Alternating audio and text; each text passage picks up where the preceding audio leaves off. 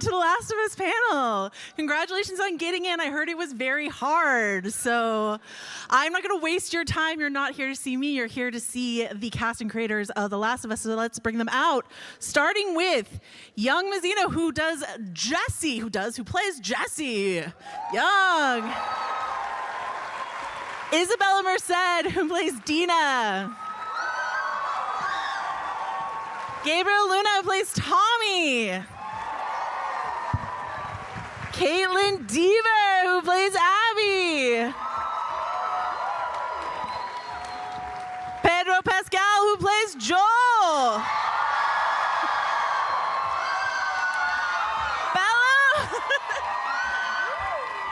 Bella Ramsey, who plays Allie.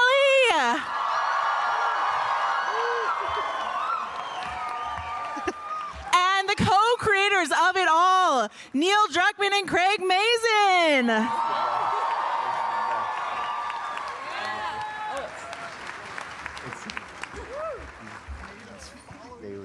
Welcome, welcome, welcome. Hi. Hello. Oh, hello. Thanks for making us follow Pedro and Bella. That was awesome. I was told that earlier today you were talking to Elmo and Cookie Monster, so in terms of following tough acts to follow, that's a pretty tough one, right? Yes. Hello. Hi. We're going to have a chat. We might have some other treats. Let's get started. I want to start with Craig and Neil. We are 5 weeks away from season 2. Gulp. What is it like to launch season 2 after all of the huge success of season 1, where you have people who have never even played the game are frothing at the mouth to see what you do next? Let's start with Craig. Sure. Well, we try and take care of everybody. I'm a fan of the game. Obviously, Neil created the game and the second game along with Hallie Gross. And so we come at it from both sides, and we try and think about the people who have played the game and make sure that we keep them on their toes and a little bit surprised and a little bit thrown off balance here and there. But we also think about all the people that know this now because of the show, and we try and take care of everybody. Neil, no pressure. We took 7 years on and off to make The Last of Us Part 2, so it means a lot to myself and everybody back at Naughty Dog. And then it was 5 years ago that Craig was sitting at the Naughty Dog office, and I first showed him the game, and we were fantasizing, one day we will get to this scene, and we'll get it in some season of this show. And now we're here, and it's there's an army of people that have made this thing, like props and backgrounds and acting and costumes, and it's kind of mind-blowing. And it's done justice. It's done justice and then some to the thing that we've created, so I feel weirdly emotional. So we're going to talk a lot about season 2.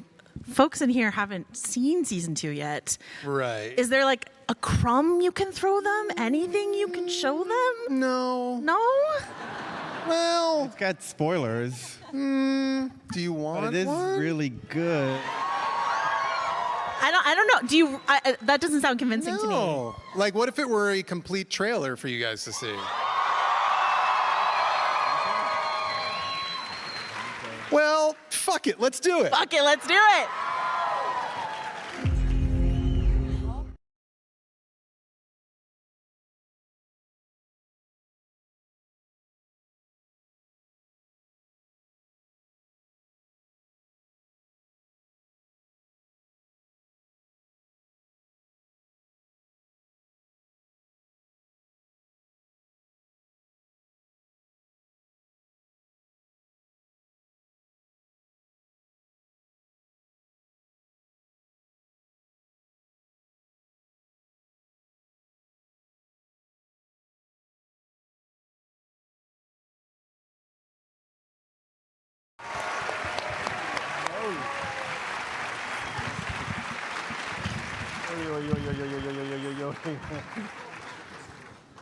That looks exciting. That looks pretty good. I think that looks pretty good. It's really funny. It's really funny. Bella and Pedro. We end the trailer with this "you swore" moment. Don't you know what he did? Moment in the trailer. What can you tell us about where we find Joel and Ellie 5 years later? Let's start with you, Bella. Hello. I mean,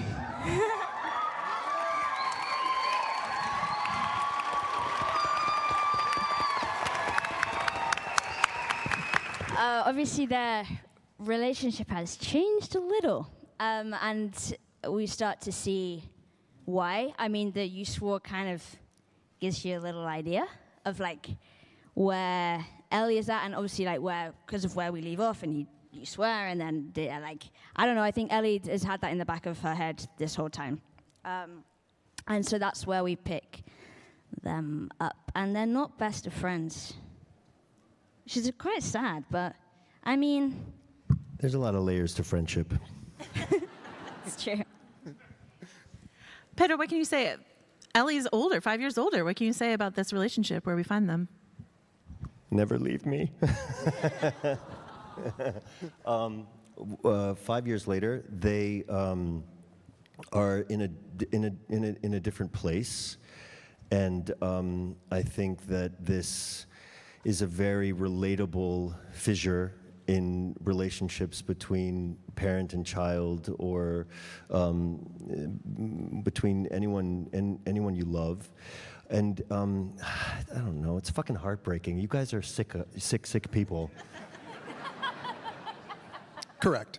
I'm sitting here watching the trailer, and it's like, oh great, let's burst into tears in front of 1,000 people.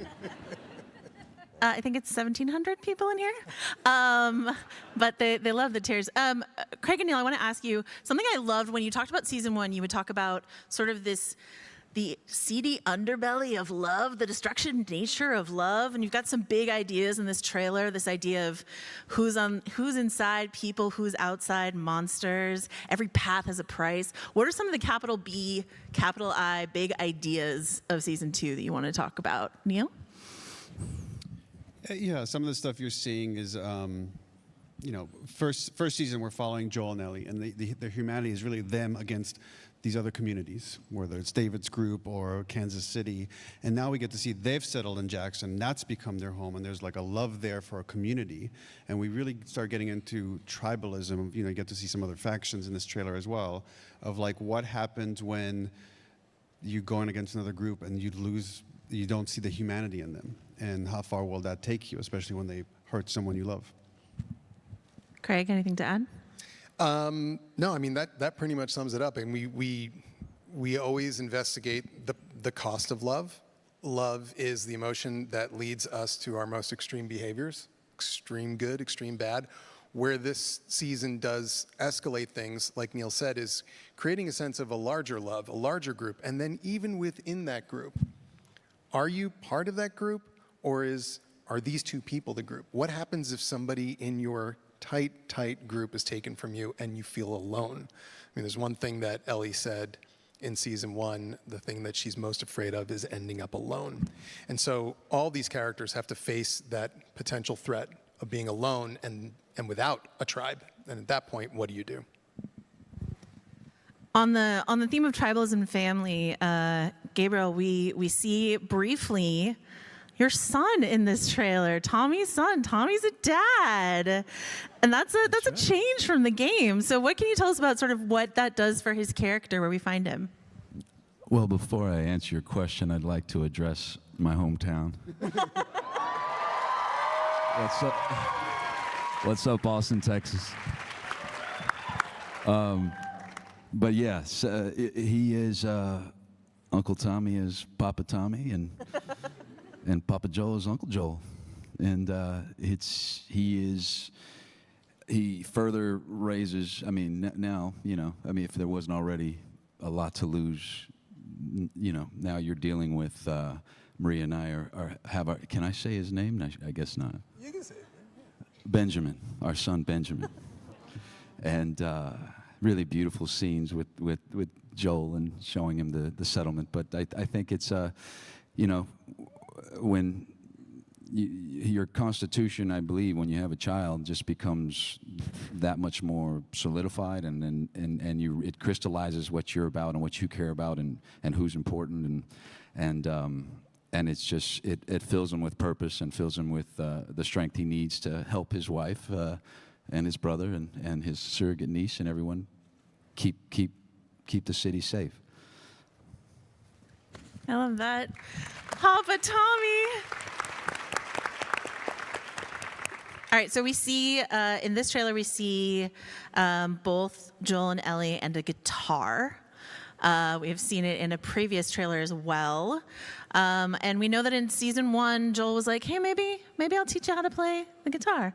So Bella, I was wondering if you could talk to us about how music informs the connection between Ellie and Joel, and maybe how you prepared for your Prestige TV musical stardom debut. I mean, we bonded over music in season 1 Sure. Yes. and season 2. Yes. And I think Ellie and Joel is kind of the same. Like, you said you'd give me guitar. Well, Joel said he'd give Ellie guitar lessons. I The lines get definitely blurred. didn't give you a guitar lesson. No, you didn't. I gave you guitar Yes. lessons. And what? They really did. But yeah, I think music. You actually got pretty good. I was quite impressed. You were patient. Music, I think. I mean, it's like bonding for anybody, right? I feel like that's just something that happens. But in the world of the show, it really feels like music feels so integral to The Last of Us to me, and like the soundtrack and like the score. It feels so specific to The Last of Us, and I'll now like listen to a song and be like, it feels like it should be in the show. So yeah, I mean, guitar and music definitely is like a bit of a thread through this season, more than it was in the first, and yeah, it's pretty cool. I can't wait for people to like see. There's like, I don't know how much I'm allowed to say, but it's pretty cool. The guitar gets a little bit of stardom for sure. Well, even throughout the crew, there's a lot of music going on. We had a jam session one day on Sunday, and you did a great version of Linger, which is beautiful. Sang it beautifully. And somebody took a video of it and wants to share it with all. No, I'm just kidding. Thank goodness. I was about to leave. But yeah, music, I mean, on set, even like Isabela and Young would often like, there's a lot of music on set, like on screen, off screen. It was, pretty cool. Pedro, in a previous trailer, we got to see you act opposite the great Catherine O'Hara, who plays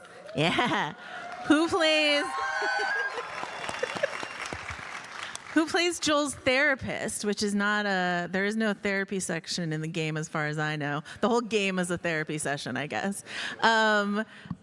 What can you tell us about Joel in therapy? That's a big load.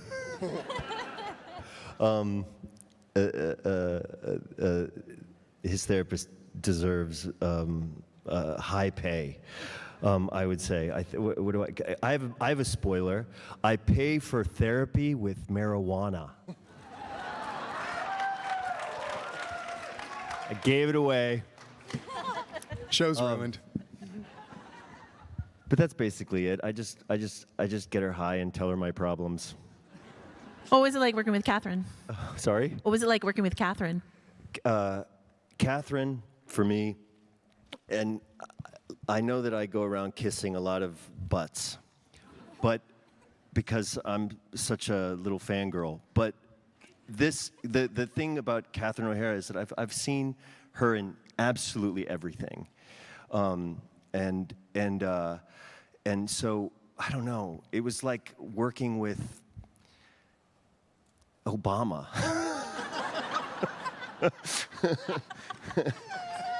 That's what we were going for. Makes total sense. And on top of that, she is known so well for comedy, and I get to do a dramatic scene with her. So it is a bucket list of which I am indebted to Neil and Craig for the rest of my life, which is an unfortunate thing. And because of giving me that gift on top of all the other ones. Oh, that's very sweet. I will add that the scene, there is like a key scene between Joel and Gail that you'll see in episode 1. So I'll give, there's a spoiler, and get that away. And I directed that episode, but that scene, I kind of just sat there and watched these two just do this incredible work. It was just, I was like driving a Ferrari, and the two of them are just incredible. So hang on, because it's quite a thing. And I thought you both just did incredible work. It was a really special day. In a way, I guess I'm also indebted to you. I don't like that hand gesture. What is that? I don't know. I'm really worried. Well, it sounds like you're all square. I mean,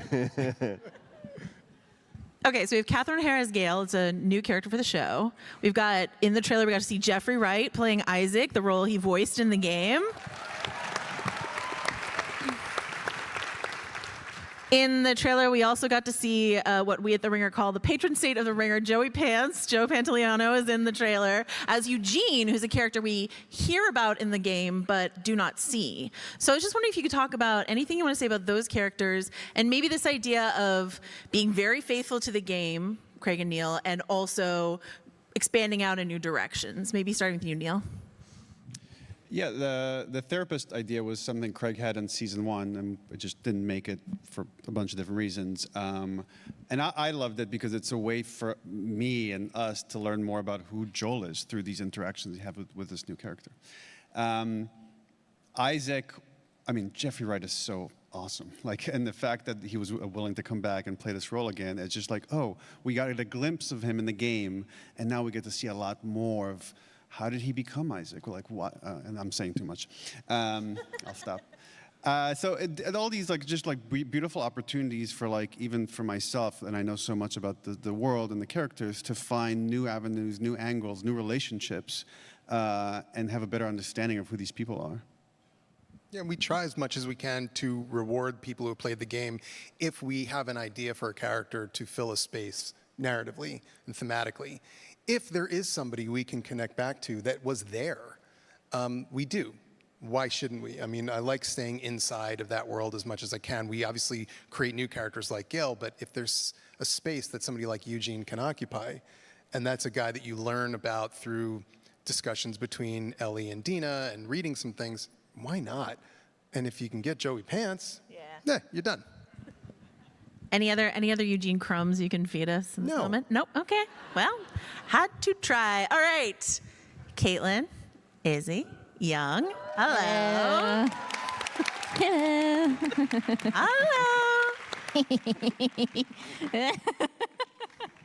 Hello. Yes. Oh, did you ask me something yet? Not yet, Oh, okay. but get ready. I missed it. The returning actors on the stage have talked about sort of their decision whether or not to play the game. All three of your characters, Dina, Jesse, Abby, are playable in the no return mode of the game. So I was wondering if you could talk about whether or not you decide you want to play the game, play as yourself, play as someone else. How did you think about this? Kaitlyn Dever, starting with you. So I have to say my dad is a huge fan of both games. He's probably played them each 4 times through. I did play with my dad. I played as Abby. And it's a lot of fun. We had a good time. It was a good bonding moment between me and my dad. It's a huge advantage. Yeah. Yeah. And he was Izzy? Yeah. Yeah. Okay. Yeah. Yeah. I've just played classic Abby and Ellie. Yep. No temptation to play Dina? No, she kept getting in the way of where I needed to go. I was like, girl, move. But she's cool. She's really cool. Young? I watched the cinematic cuts of the first game years ago, and then I played the second game up until a certain point, and then I stopped playing. And that's all. Say no more, say no more, say no Ellie more. got her tattoo. Very specific. Yeah, Ellie got her tattoo. It's a rough one. I know. Yeah. Kaitlyn Dever. Abby looms very large in the Last of Us lore. What can you tell about, as someone who's played the game, what did it mean for you to bring her to the screen? What did you want to do with Abby? Yeah. Some big shoes to fill, for sure. Or boots, I should say. She wears big boots. Is that a spoiler? I feel I'm so scared. You're doing great.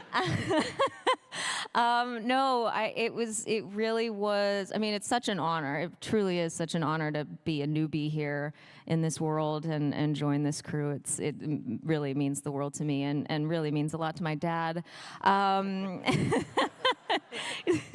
But I think I just wanted to really focus on who Abby is at her core and her emotional journey and that arc, and sort of establishing that in season 2, and sort of getting to her grief and what drives her, and how broken she is, and that was sort of the main goal for me in tackling that, and collaborating with Craig and Neil on that, and creating her. I mean, but it's the coolest thing ever to be a part of this group. It really is. Can you guys say why Kaitlyn was the person you wanted to pick for this role? Well, Kaitlyn was sort of like within the Last of Us DNA anyway, because when she was younger and Neil and Naughty Dog were contemplating making a movie, I think they were talking to her about being Ellie, and by the time the show rolled around, she was no longer convincingly 14, I think it was fair to say. But our method is really to sit with people and talk to them, and you just feel. I mean, we don't have to question whether or not she's an amazing actor. We've seen her in everything. She's incredible. So then you really just want to feel like, do you want to do this? Because making the show is hard. It is long, it is grueling. We do warn everybody that it is really hard. So you gotta want it, and she wanted to do it. And I think at that point, we knew everything we needed to know, but then you get there and you see how great she is occupying that space, and it exceeds your expectations, no matter how high they were. Hell yeah. All right, Izzy. We saw a smooch in the trailer. Little Ellie and Dina smooch. What can you tell us about their connection, their relationship? What can you share about that? They're just friends, you guys. They're just friends. Don't ask that question in front of my man. Like,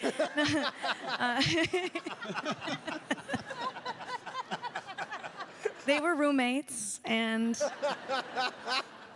you'll have to see the show. But I will say, Bella and I didn't get much time together before we started shooting, so it was really the luck of the draw.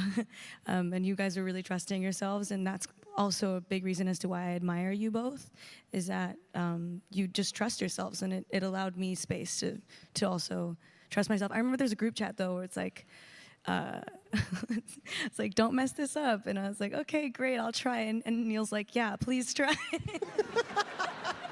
And I was like, okay, cool, yeah, awesome. What was it like working with Bella? Aw, Bella. Bella knows how I feel about Bella. Bella is very special to me, and it was not hard to act like I'm falling in love with her. Bella is just an amazing person, a dedicated actor, severely professional, and also just a fun time. It's just so many dark days on such a dark shoot, and all I had sometimes was your company. So I thank you. You're very precious to me. That's well cute.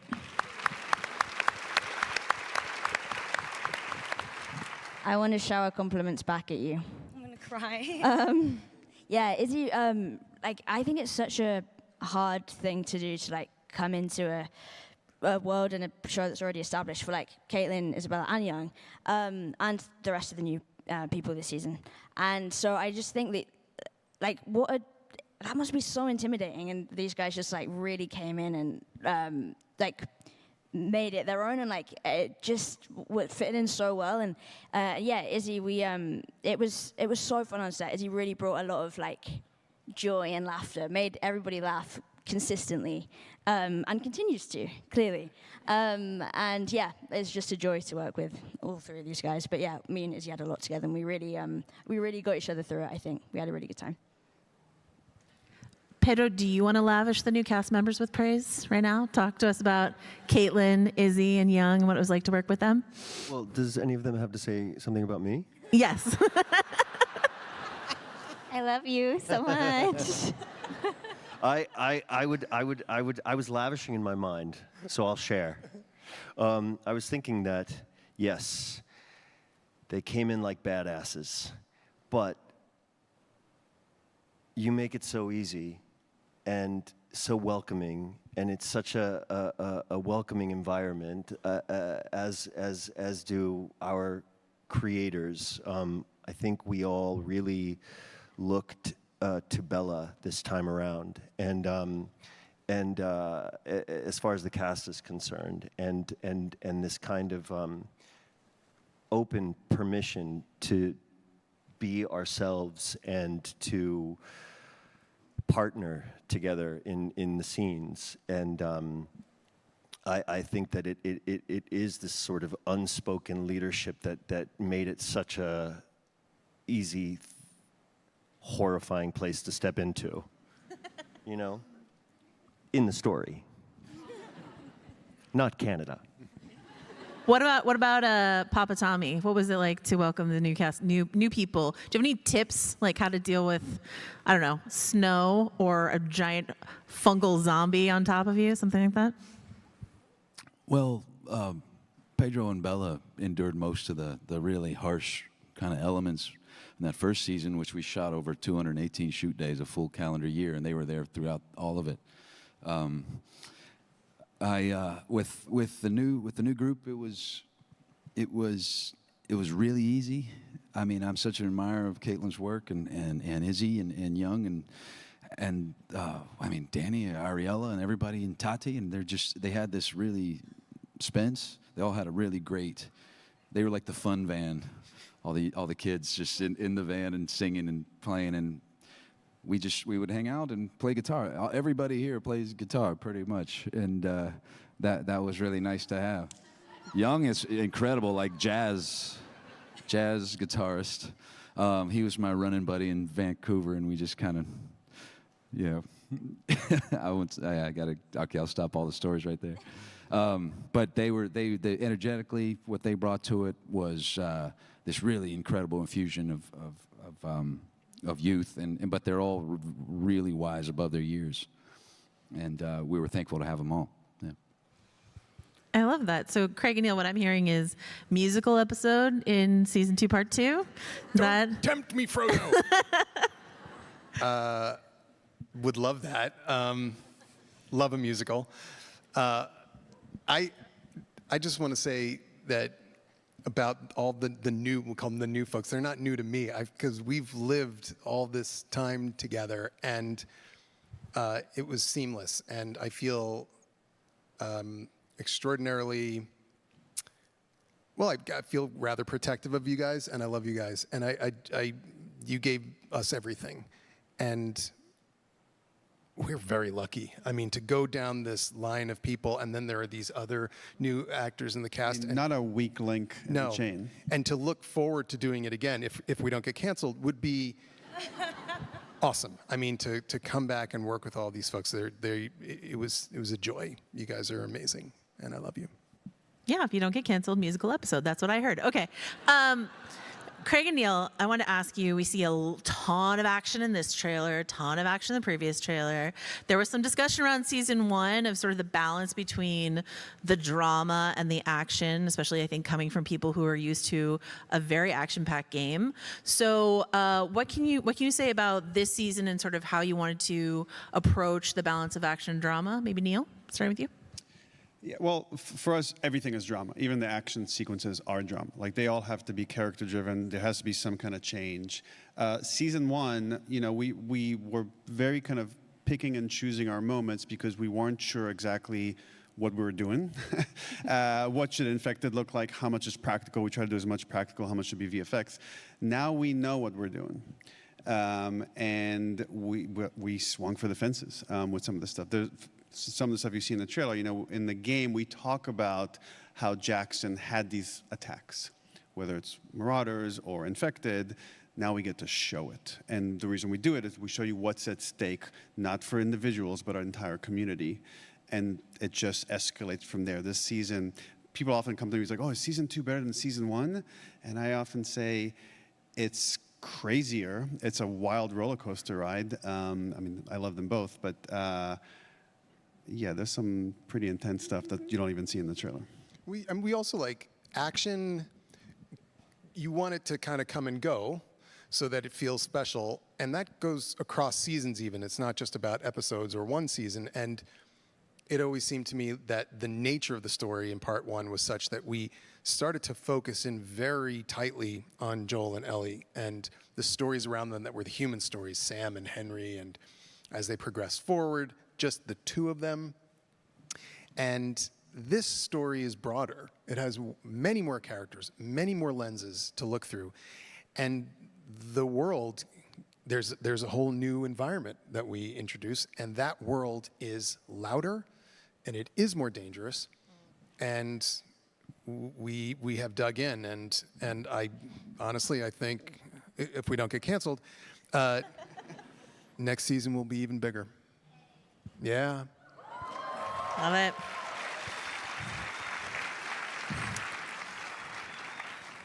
Two musical episodes. Okay, Young. Loved you in Beef. Think you're the best. Thank you. I love Beef.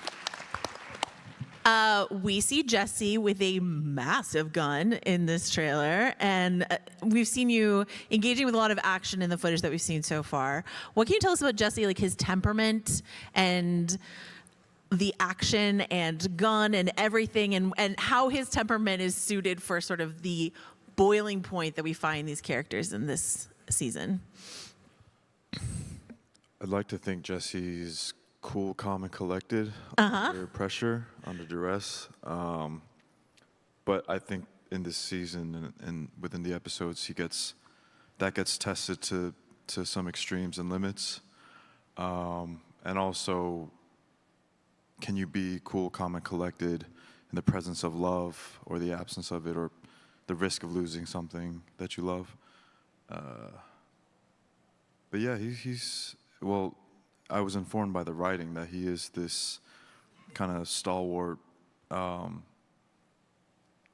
this guy who recognizes how valuable community is, and that's something he stands by, I think, because he joined Jackson with nothing and having lost everything prior.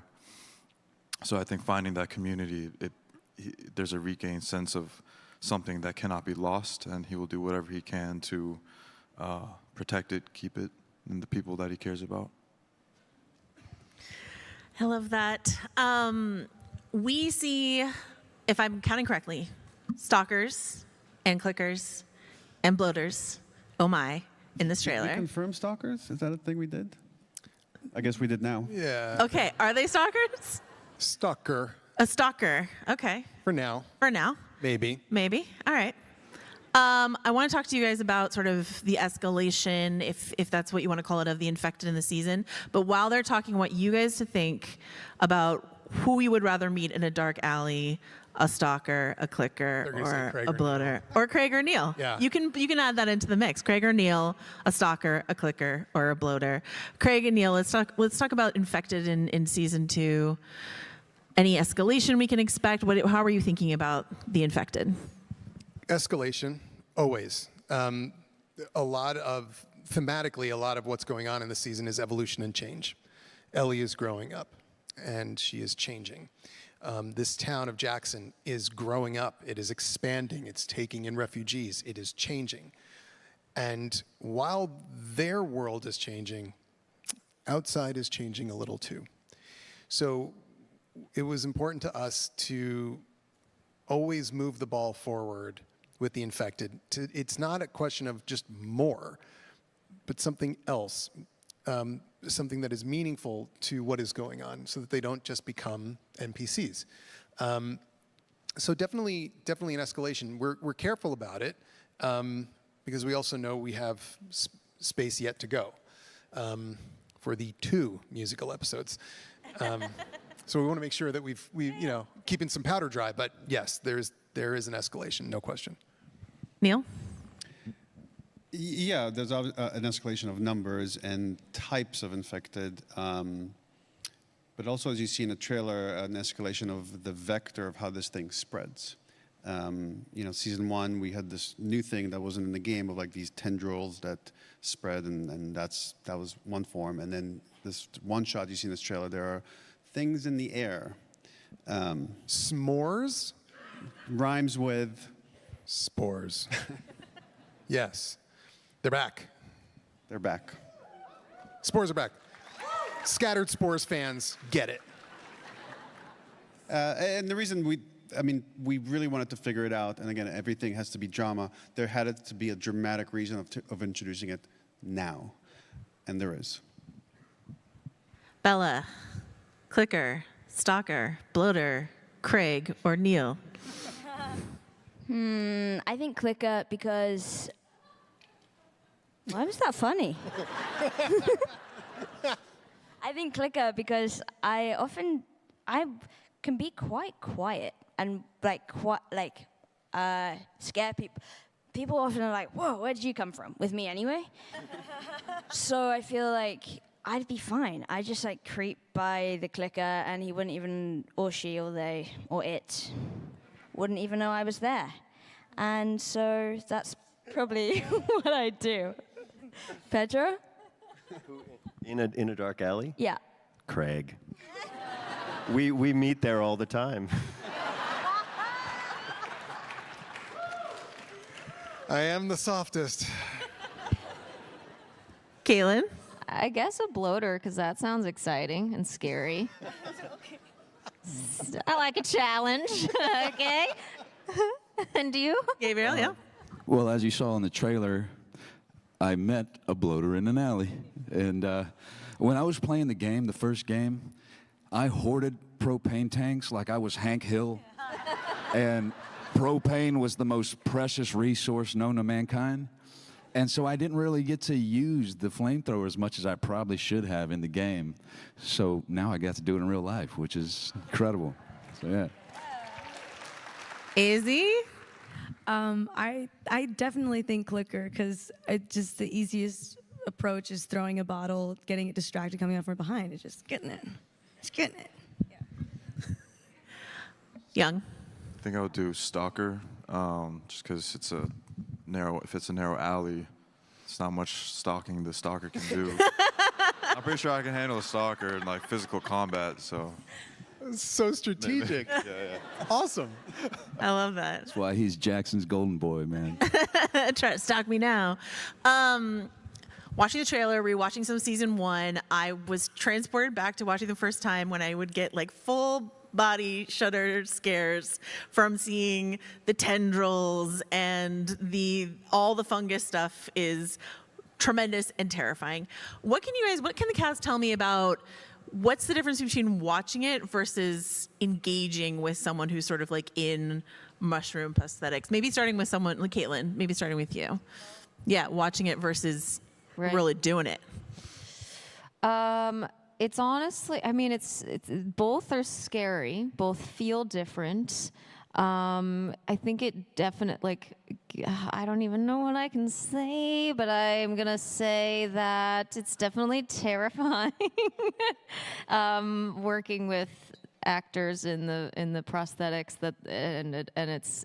the stakes feel very high, but yeah, watching it back is probably even more intense, and I'm watching it going, I can't believe that I was actually doing that.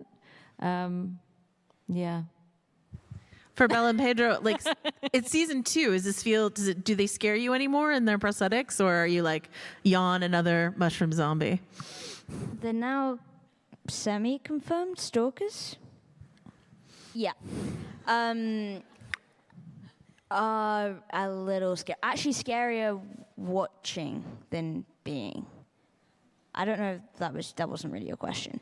Yeah. I think season 2. I'm so desensitized to it all that it doesn't really freak me out. But watching it does. The way that you guys edit and the freaking music and the tension, it's to me it's scarier watching it than watching the first episode. My heart was pounding, probably more than it. Well, actually, it was probably pounding on the day as well, pretty much consistently pounding. But it was, scary. Nice. Yeah. Pedro? The infected are actually quite endearing. It's like actors that can't see. And really, really friendly stunt people that will do anything, and they make it all so easy. Not to break the illusion or anything like that, but on the day, they really are the easiest people to work with. I mean, they're Canadian. And they're all usually so, like, Canadian, if they bump into you, they're like, exactly. sorry, which is awesome to hear from a clicker. Well, it's such a weird feeling to walk on set and you see a bunch of clickers sitting in a tent, like drinking coffee, eating a donut, and then they're like, hey, Neil, and they just I'm like, okay, hey, what's up?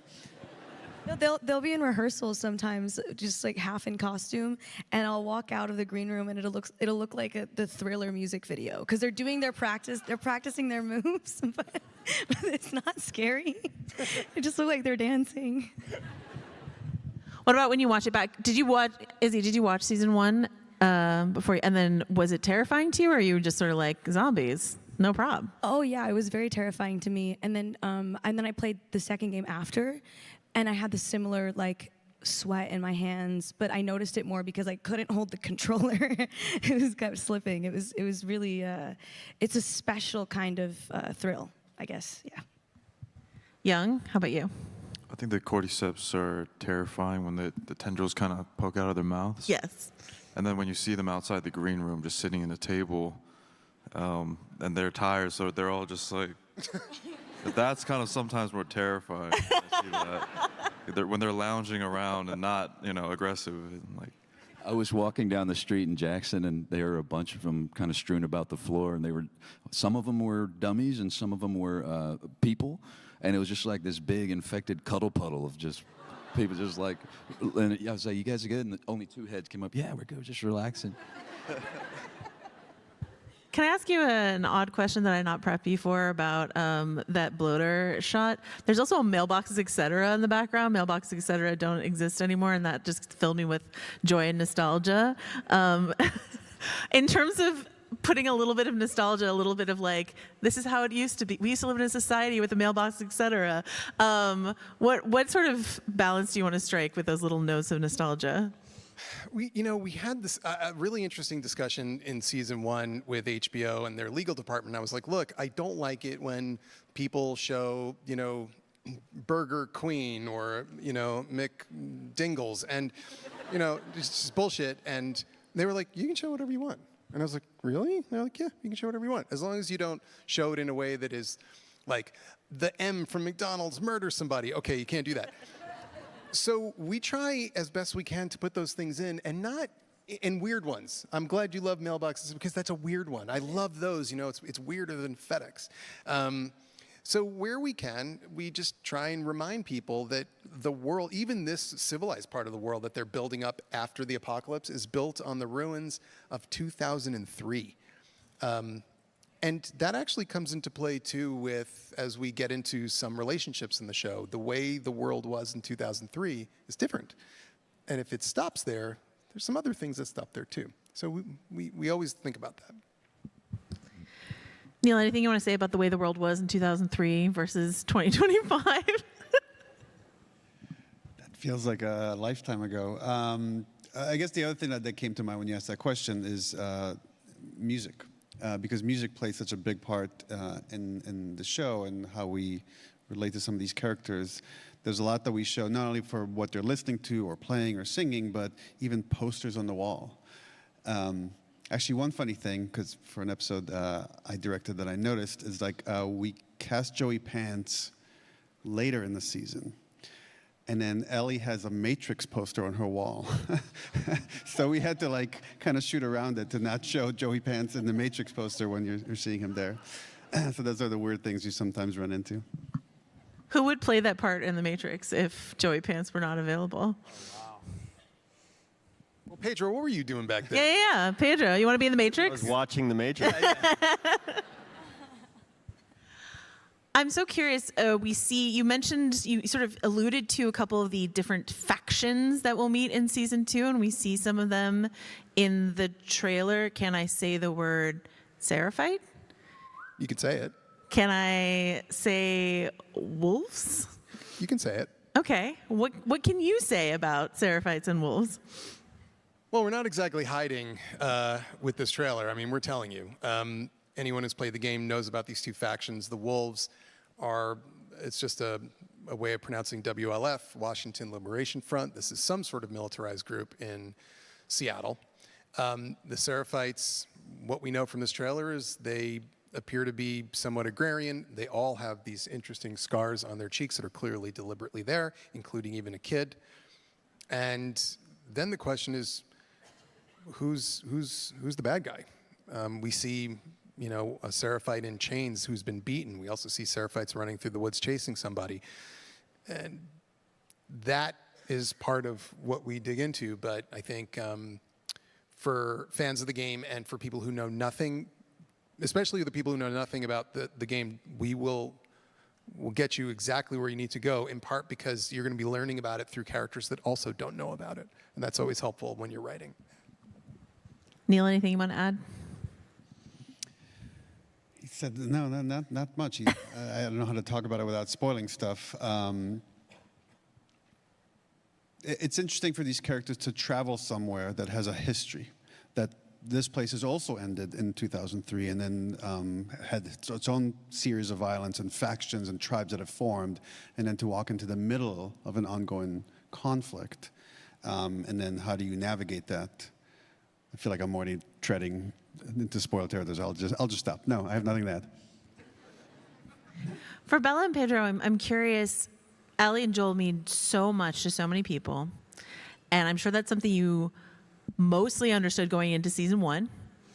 But now that season 1 has been out there and you've seen the impact the story has had on people, how did that change your understanding of what your character, let's start with you, Bella, about Ellie, means to people? It's quite special. Like I've had, people that I've, like, actually, there was someone who worked on, anyway, sorry, this is such a random little thing. Someone that I worked with on something else came up to me and said, like, how much, the Ellie and Joel relationship meant to her because of, like, her relationship with her dad and, like, stuff like that when people, like, very, very deeply relate to characters and sort of see a representation of themselves on screen within a relationship within an individual. Like, it is kind of cool, and it's something that I don't really think about. And then when for it to mean so much to someone, it makes it feel very special. And and it's really nice that we can keep coming back and continue to do that for people. It's nice because on the one hand, it's just like, well, it depends on how you watch it. On the one hand, it's just like can be just entertainment for some people, and on the other hand, it's like people's entire worlds and means people like seeing themselves for the first time. So I love that there's such a spectrum of people who watch it and how much it can mean. Like people can watch it and just to watch, you know. And then there's Anyway, I'm rambling, but I think that's kind of cool. I love that. Was a great answer, Pedro. Yeah, that was beautiful, Pedro. The question? The question is about Joel and what he Yes. means to people and how sort of going into season 2, knowing that maybe even more than you did going into season 1, what you've experienced in terms of what Joel means to people. Just realizing I lost my hearing at a Beyonce concert during it's pretty, anyway, sorry. I think that we were aware that this relationship meant so much to everyone that played the game. And I think that scared us a lot because we wanted to meet an expectation, but at the same time, it was something that kind of anchored us to the characters and the story of Joel and Ellie, and under the guidance of Craig and Neil was something that held us and was our guide into the characters and a very easy way to bond us to one another. And then there were so many other things to bond over in terms of how physically intimidating the shoot was, how long the shoot was, how much fun we had, how new all of it was, how new we were to each other and as a crew in every way. So I think that our dream would be for that to be shared with everyone and for everyone to get a sense of what we were experiencing and on so many levels in service of these characters and also in the truth of our experience. Oh, Jesus. But yeah, that's the end. Loved it. Inside of that beautiful answer, Pedro talked a little bit about like sort of what was intimidating. I'm wondering, you know, for the rest of the cast, maybe starting with you, Kaitlyn, what was the scariest thing for you taking on this role? Was it thinking about your dad, or was it thinking about clickers at craft service, or what was the most intimidating thing for you? Oh gosh, I think it's a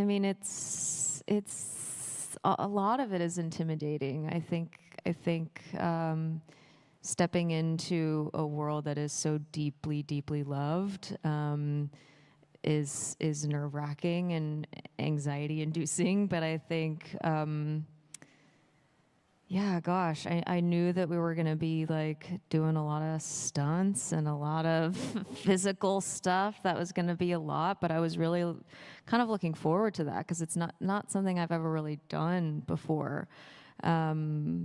But yeah, I think there are like Pedro said, there's so many expectations going into this, and I think it was just a matter of balancing that, but also coming to it with my own ideas, and again building the character with Craig and Neil, and figuring out what Abby was going to be, and yeah, but it's all sort of nerve-wracking. But I really felt like I was like kind of floating through this set. Truthfully, I felt like I was really being carried in a very, very, very special way that I honestly will never forget. So what felt like it was going to be scary was not. It wasn't at all, really. It was a delight, actually. Yeah. You also slayed. The fact that you haven't done stuff. She came in and she slayed. She, like, I can't believe that you had no experience, and she slayed. Thank you.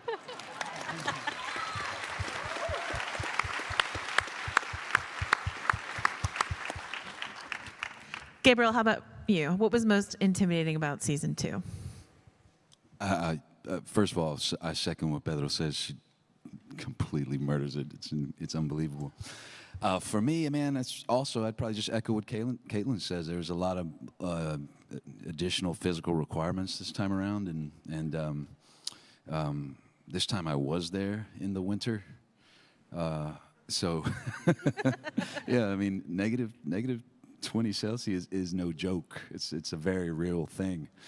And I got to the point where I could differentiate fluctuations between like negative 22 Celsius and then like negative 8 about like an hour and a half later. And I'm like, wow, I warmed up a little bit.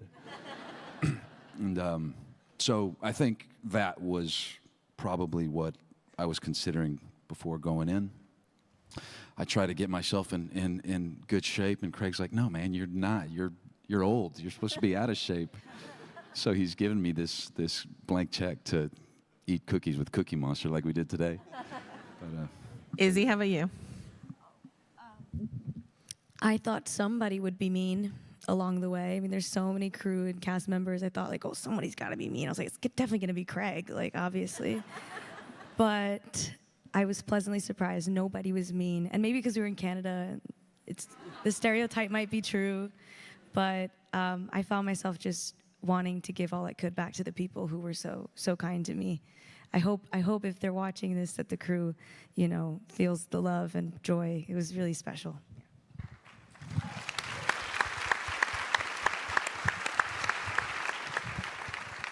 And Young? I'd say the sheer scale of the set and the show, and the fact that it was in its second season. But like everyone's been saying, the cast and crew, they were so warm and open and inviting, and the energy was always so much more calm and chill than I imagined something of this scale to be. Yeah. But like Young has a chill vibe around him. If you get in the Young aura, you just relax. Unwind. Like, I am tense. And I'll go over there and just like, oh yeah, hey man. Okay, now that we're almost out of time, but now that I made you all do therapy about what intimidated you most, maybe we could end with everyone's favorite day or moment on set of season 2, especially these guys who you each directed episodes. Do you have a favorite memory that you want to share, Craig? Yes, but I can't, so I won't share those. I'll talk about the very first moment of shooting, which for some reason they call day 0. I don't know why, because that should just be 1. I don't know who they're fooling. And it's a scene where Dina comes to visit Ellie, and phone call. And it was Izzy's first scene. It was our first time looking at Isabella and Bella together, the Dina-Ellie chemistry, what was going to happen. I don't know. Take 1, action. There it was. Instantly. I mean, it was the relief. It's the relief and just like joy. I felt so, it reminded me of the first time I saw Pedro and Bella in a scene together, where it was just, oh, we're okay. We're going to be great. And so that moment there with the two of them right off the bat on day 0, I think it's the one I can talk about. Neil? There's one scene in particular between Joel and Ellie that was in the game that I got to direct a second time for the show that really broke my heart, really moved me. I don't want to talk about that. That's too much of a spoiler. Instead, I'll talk about my first day on set. I'm giving a tour to Mike McCready, who's the lead guitarist of Pearl Jam. I'm a huge Pearl Jam fan. And kind of showing them around. I go by, Bella and Izzy are shooting the music store scene that you see in the trailer. Not too much of a spoiler, I hope. So I'm there with Mike McCready, and there's like a Pearl Jam poster on the wall. He's very excited. And then I go with him and his family into Joel's house. And I'm there with Hallie Gross, my co-writer on the game, and I'm like, look at the dining room. It's just like the game. Look at this. And I'm trying not to freak out because I'm with the lead guitars of this band that I admire on this show. And like I see like this cast in the costume. It's all come to life. It's very weird and surreal. And then Mike McCready picks up Joel's guitar and sits on the couch and starts jamming. And I'm like, what is happening right now? This is so bizarre and weird. It's like, this should just end right now. Just end it now because it doesn't get any better than this. Anyway, that was my favorite day. Amazing. Bella, what was your favorite? And was it your performance of Linger that we're going to show right now? No. That you're never going to see. I have the tape. No, My favorite, oh man, we shot for so long, I can't remember. But I got to do lots of, oh, you know what? It rained so much in the show, not in real life, but in the show. My favorite days are the ones where I was dry. They were few and far between. And also all the stunts. I got to do a lot of that this year, which I really loved. So all those days, a bit of a cop-out answer, but the days that I was dry and the days I got to fight somebody. Dry and punching things. I love it. Pedro, how about you? Oh, we're out of time. You don't even want to give us one? Sorry. Sorry?